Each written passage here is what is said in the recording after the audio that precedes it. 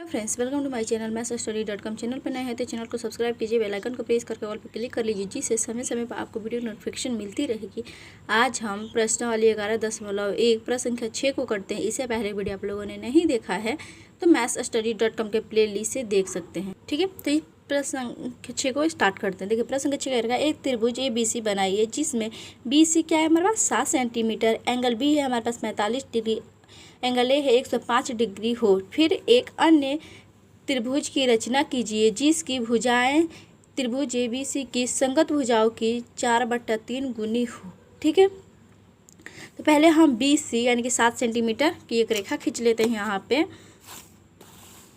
ठीक है, यहाँ से मैं खींचती हूँ तो क्या पे हमें जा रहा है यहाँ से यहाँ तक। ठीक है, तो इसे हम एक रेखा खींचते हैं। ठीक है, देखिए हमने एक 7 सेंटीमीटर का रेखा खींच लिख देते हैं 7 सेंटीमीटर, और इसे लिख देते हैं C और इसे लिख देते हैं B। ठीक है, अब देखिए इसमें क्या रखा था, एंगल B क्या होनी चाहिए हमारे पास 45 डिग्री। तो हम यहाँ पे एक प्रकार उठाएंगे और यहाँ पे इसे बड़ा छोटा कर सकते हैं इसकी त्रिज्या। ठीक है, तो यहाँ पे B पर रख कर, ठीक है, एक कंप्लीट चाप काटते हैं। यहाँ से यहाँ तक चाप काटा हमने। ठीक है, अब यहाँ से रख कर यहाँ पे क्या करेंगे, एक कट का निशान लगाएंगे। ठीक है, और यहाँ पे रख कर एक कट का निशान हम यहाँ पे लगाएंगे, फिर एक कट का निशान हम यहाँ पे लगाएंगे, और फिर यहाँ पे रख कर एक कट का निशान हम फिर यहाँ पे लगाएंगे। यानी कि दोनों कट के से हम एक सीधी रेखा बनाएंगे। क्या बनेगा 90 डिग्री यानी कि 90 डिग्री, क्योंकि देखिए हमें 90 डिग्री कोण की ज़रूरत नहीं है, लेकिन 45 डिग्री कोण बनाने के लिए हमें 90 डिग्री कोण की आवश्यकता है, इसलिए हम 90 डिग्री कोण की निर्माण करते हैं। ठीक है, तो अब हम इसी कट के रेखा पे एक 90 डिग्री का रेखा बनाते हैं। ठीक है, तो देखिए क्या हमारा ये बन गया हमारे पास 90 डिग्री कोण। अब हम को कह रखा था एंगल A क्या हो हमारे पास 105 डिग्री। ठीक है, तो अब हम इस प्रकार को इसे बड़ा छोटा कर सकते हैं, आप कोई फ़र्क नहीं पड़ेगा उससे। ठीक है, यहाँ पे रख कर एक क्या करेंगे, कट का निशान लगाएंगे हम, और फिर एक यहाँ पे रख कर यानी यहाँ पे रख कर इसके एक कट का निशान लगा देंगे। ठीक है, अब इससे मिलाते हुए इस कट के रेखा से एक रेखा खींचेंगे जो कि हमारा बनाएगा यहाँ पे 45 डिग्री का कोण। चलिए इसे मिलाते हैं। ठीक है, तो देखिए हमने ये रेखा खींच लिया। अब इसका नाम हम दे देते हैं, ये क्या था, क्या भी बना रहा था हमारे पास 45 डिग्री का कोण। ठीक है, अब हमें क्या रखा था, एंगल A क्या है हमारे पास 105 डिग्री। तो अब हम C से, ठीक है, C से एक रेखा खींचेंगे। कैसे आपको मैं बताती हूँ, चाप काटते हुए। ठीक है, देखिए अब यहाँ पे क्या करेंगे, आप चाहें तो इससे रख सकते हैं, यहाँ से एक चाप खींचेंगे। ठीक है, और फिर यहाँ से रखकर एक कट का निशान लगाएंगे। ठीक है, फिर यहाँ से रखकर एक कट का निशान लगा देंगे, और फिर इसी कट के रेखा से हमें इसी वाले को मिला देंगे। ठीक है, तो चलिए इसे हम मिलाते हैं। ठीक है, तो इसे हमने क्या किया, इसे मिला दिया और इसका नाम हम दे देते हैं A, और ये यहाँ पे बना रहा है क्या 105 डिग्री का कोण। ठीक है, जैसे कैसे देखिए हमें पता होता है कि चूँकि हम लोग जानते हैं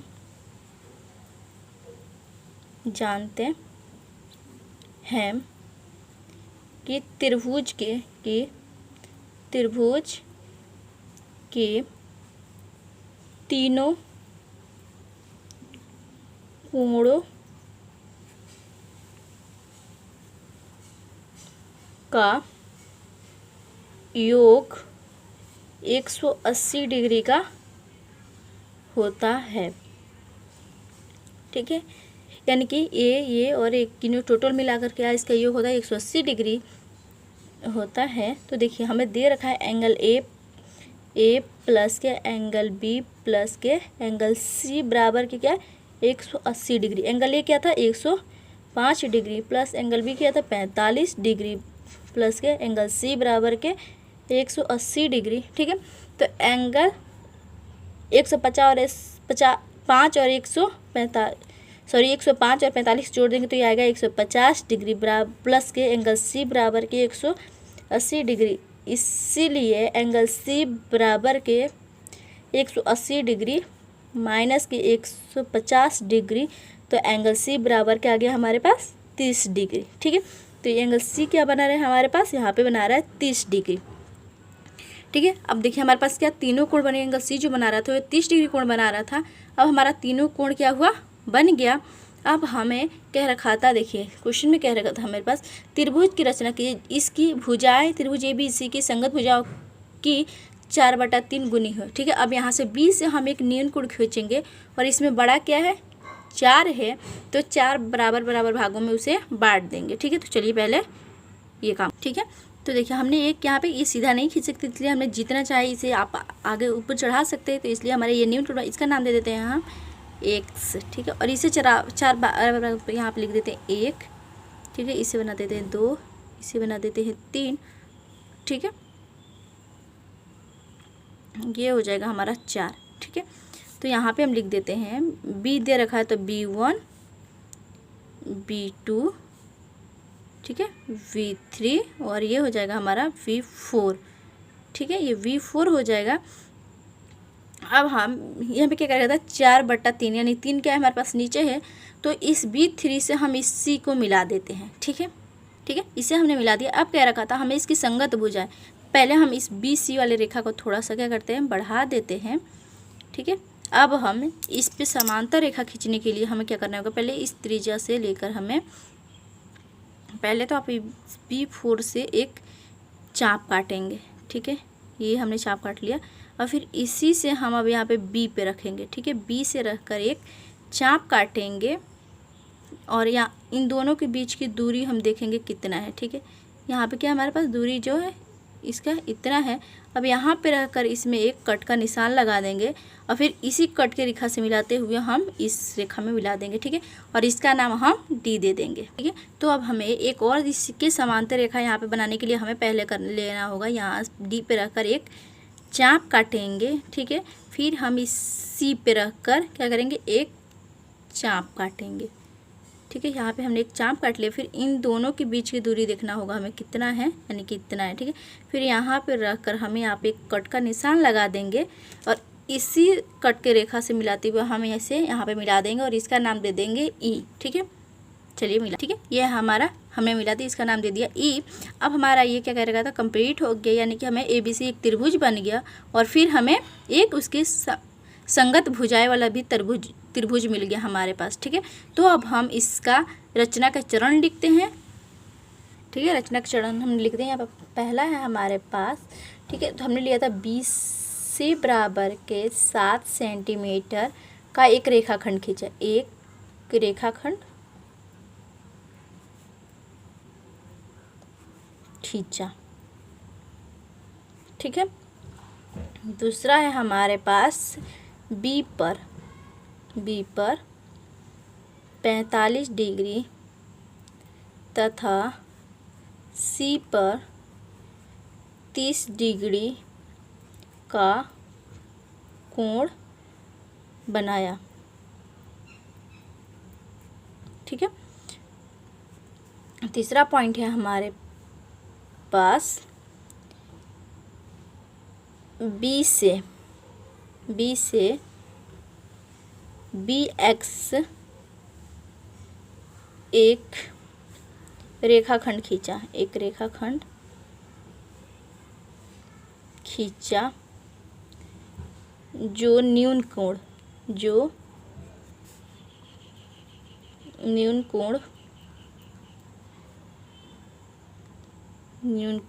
एंगल CBX बनाता है। ठीक है, अब चौथा पॉइंट है हमारे पास BX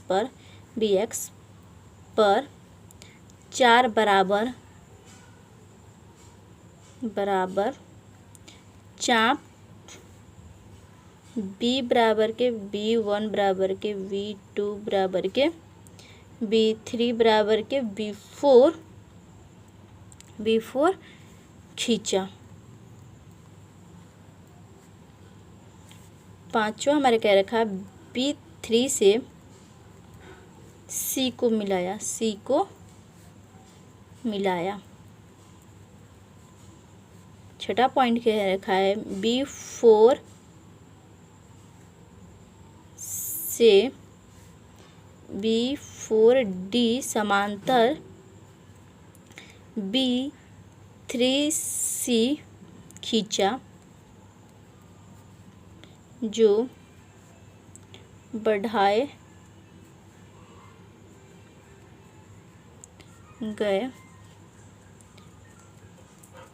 भुजा